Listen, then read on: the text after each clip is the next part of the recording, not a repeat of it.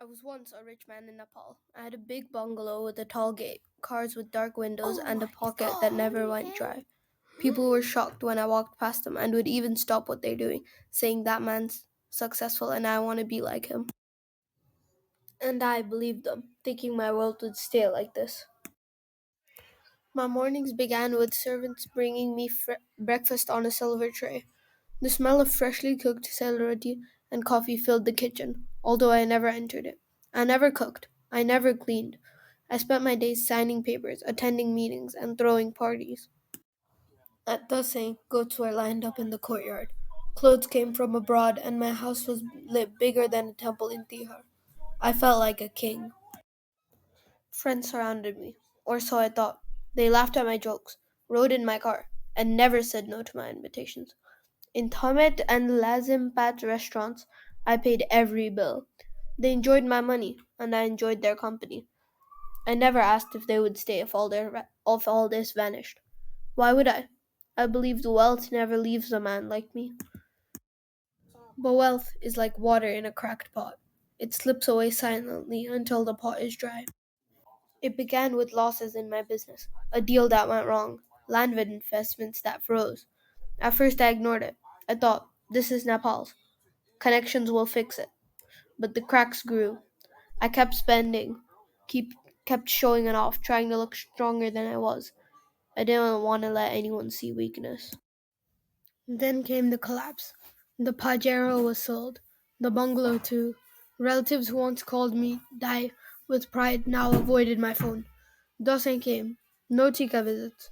No gatherings. My phone sat silent. The same friends who once stayed until midnight for parties stopped even sending a happy Tihar message. I sat alone in a rented room in Kalanki. No marble floors, no carpets from Dubai, just a thin mattress and a flickering bulb. I stared at the ceiling, wondering, how did the man at the top of Nepal society fall this low? Loneliness bites harder than poverty.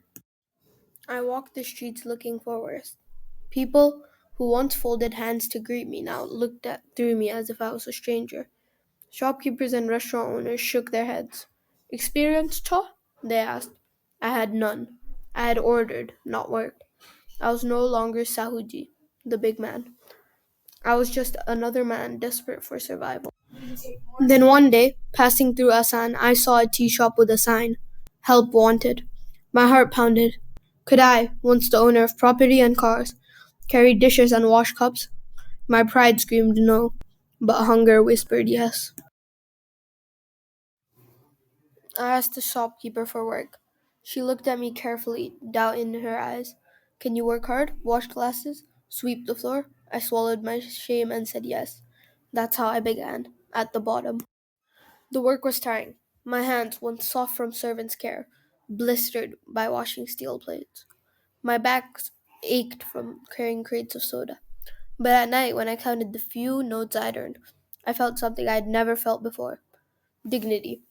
No one had gifted it to me. I had earned it. The other workers were simple people. They didn't care about my past, my bungalow, or my pajero. They shared jokes over a plate of jura and tea.